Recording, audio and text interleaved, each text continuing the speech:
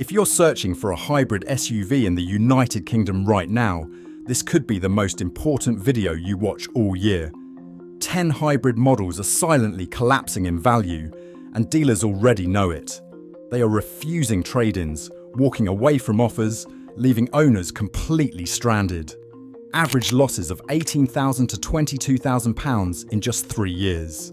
We tracked every model, every figure, every warning sign. Here is exactly what to avoid in 2026. The United Kingdom hybrid market in 2026 looks nothing like what the brochures promised 3 years ago. Government incentives have been restructured. Chinese rivals have arrived with better specifications at dramatically lower prices, and the earliest plug-in hybrid systems are aging in ways their manufacturers never disclosed to buyers. Depreciation, that should sit between 20 and 35%, is running at 45 to 68% on these specific models. The dealers who sold these vehicles already know the resale numbers. That is why they are refusing trade-ins. Now you will know too. Number 1. The Vauxhall Grandland Hybrid, launched at £35,700. Honest John's 2025 reliability survey places Vauxhall as the third worst performing Stellantis brand in the UK, a category that does not have many strong performers to begin with. PHEV battery faults on out of warranty. Grandland units are costing owners between £2,500 and £5,000 per incident. Residual data is already weak on these vehicles, and weakening further as the market absorbs what repeat battery problems mean for long-term ownership costs.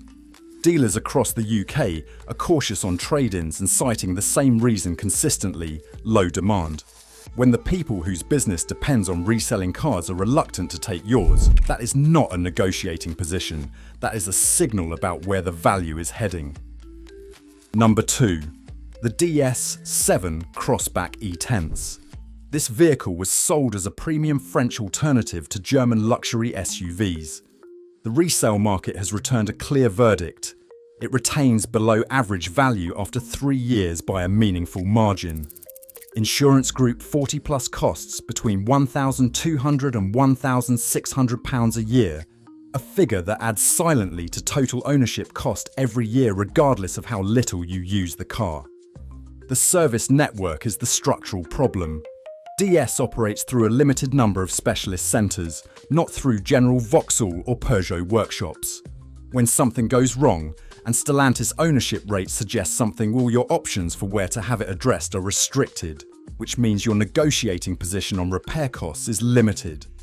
Owners selling privately report consistent below-market offers from dealers who understand exactly what the service network limitation means for residual confidence.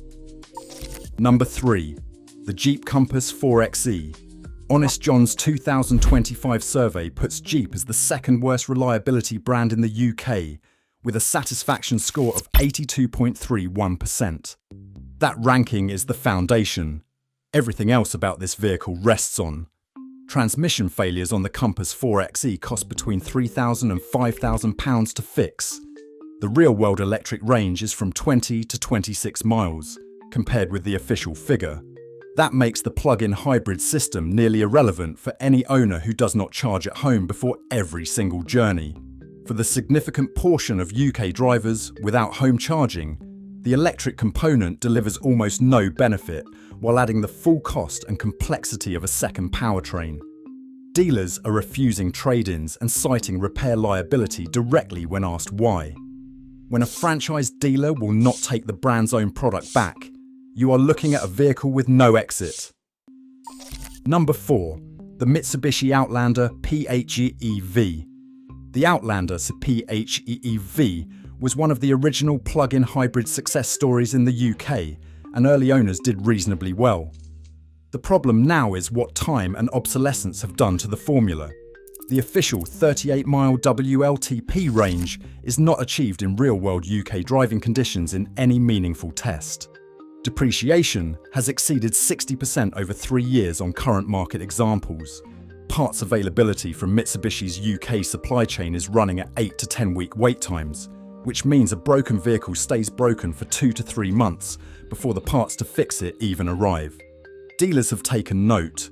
Trade-in offers on Outlander PHEV models have compressed toward near zero on older examples, because the dealer taking one in faces the same parts availability problem you are trying to escape.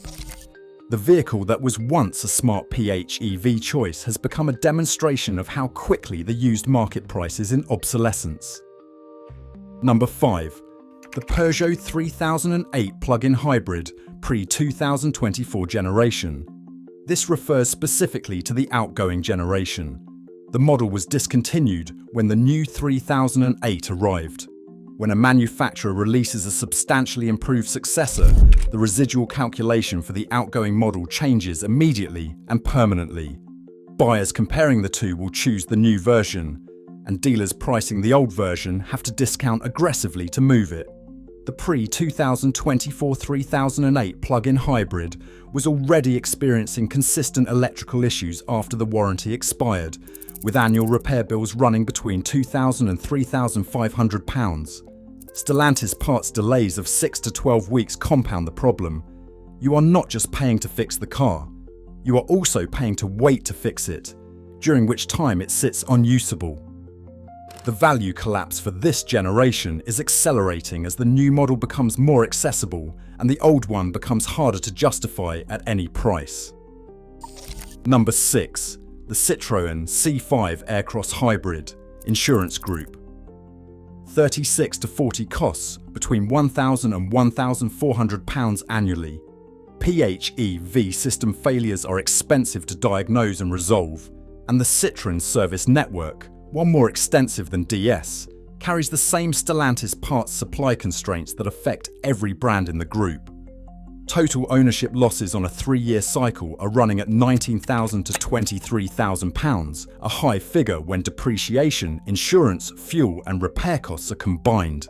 Private resale is described by owners who have attempted it as near impossible at any figure that recovers a reasonable share of the purchase price. The used market has absorbed the information about Stellantis PHEV reliability, and it has priced that information into every offer made on these vehicles.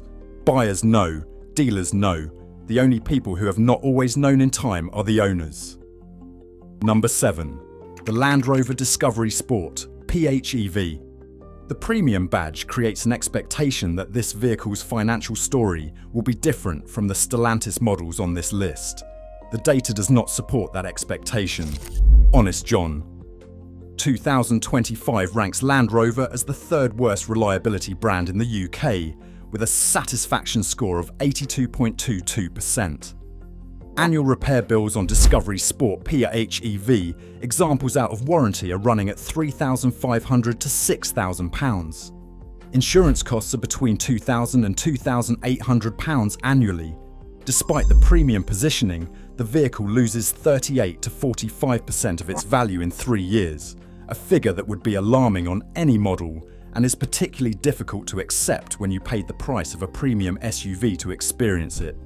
The Land Rover name is not protecting this vehicle's residuals. The reliability record is overcoming the badge. Number 8. The Ford Kuga PHEV DVSA Field Service Action 25SC4 is a confirmed high-voltage battery concern across the Kuga PHEV range. The Kuga has accumulated 26 total recall actions across the UK model range, a number that speaks to a pattern rather than isolated incidents. Current residual values show the Kuga PHEV retaining approximately 35% of purchase price, below the segment average on a model that should benefit from Ford's mainstream dealer network and parts availability. Dealer service backlogs for Kuga PHEV battery work are being reported nationwide. There is an active recall on the battery system, a below-average retention figure, and service centres working through a backlog. If you are considering this vehicle, request the full recall history in writing before proceeding. Number 9. The Renault Arkana E-Tech. The Arkana was marketed as an accessible, affordable hybrid SUV for the practical UK buyer. The resale market has returned below average residual values across the board, and Renault resale values in the UK weaken further through 2025 and into 2026. The reason the Arkana is particularly exposed is competitive context. Chinese rivals, BYD, Chery, GWM, are now offering better specifications, longer warranties, and newer technology at between £18,000 and £22,000. That price point is where the Arkana is trying to resell. The vehicle that was launched as affordable is now competing on price against cars with demonstrably superior specifications. The used market is making the rational choice. Buyers researching at that price point have alternatives that did not exist when the Arkana launched, and those alternatives are winning the comparison on nearly every metric. Number 10. The MG HS PHEV. MG's rapid expansion in the UK generated significant sales volume, and that volume is now beginning to enter the used market at scale. The core problem is long-term brand stability confidence. Prospective used buyers researching MG are encountering open questions about parts supply chain predictability and long-term brand commitment to the UK market. Those questions are being priced in. MG HS PHEV examples are losing 65% or more of their value within 36 months. For buyers who financed at purchase price, and for most PHEV buyers, that depreciation rate creates a finance gap. The amount outstanding on the agreement exceeds the market value of the vehicle underneath it. You cannot sell, you cannot refinance at a sensible rate, and you cannot trade in without bringing cash to make up the difference. That is the definition of a financial trap, and it is where a significant number of MG PHEV owners now find themselves. What connects all 10 of these vehicles? 6 patterns repeat without exception. Plug-in hybrid electric vehicle technology in these implementations is becoming rapidly obsolete as the market recalibrates around real-world range and charging convenience. Chinese competitors have arrived at the exact price points where these vehicles resell, and they are winning on specification. Insurance runs 15 to 20% above the non-hybrid segment average. Specialist shortages create 6 to 14-week repair waits on models with known failure points. Depreciation is running at 45 to 68%, compared with 20 to 35% on reliable alternatives. Active recalls on battery systems are damaging owner confidence in ways no software update or goodwill repair can reverse. Here is what UK hybrid buyers who avoid these outcomes are choosing instead. The Toyota RAV4 Hybrid retains approximately 80% of its value after 3 years, the documented benchmark for the segment. The Kia Sportage Hybrid retains approximately 57%, backed by a 7-year manufacturer warranty that gives used buyers confidence the cars on the Warned list cannot offer. The Hyundai Tucson Hybrid retains approximately 55%, with a reliability record free of the recall patterns and honest John complaints that define the vehicles above. The filter before any forecourt visit is 4 steps. Demand a trade-in quote before you agree to anything. That number reveals what the dealer actually believes the market will bear. Calculate true cost. Purchase price plus insurance plus realistic repair exposure plus depreciation, not just the monthly payment. Avoid Stellantis, Jeep, Renault and Land Rover for PHEV purchases in the current market.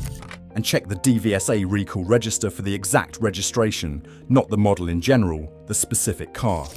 Every vehicle on this list was sold with genuine enthusiasm. The market does not adjudicate on enthusiasm. It adjudicates on what a buyer will pay today, with full knowledge of the recall history, the real-world range, the parts delays, and the reliability surveys. These 10 hybrid SUVs are finding out what that figure actually is. You have been warned.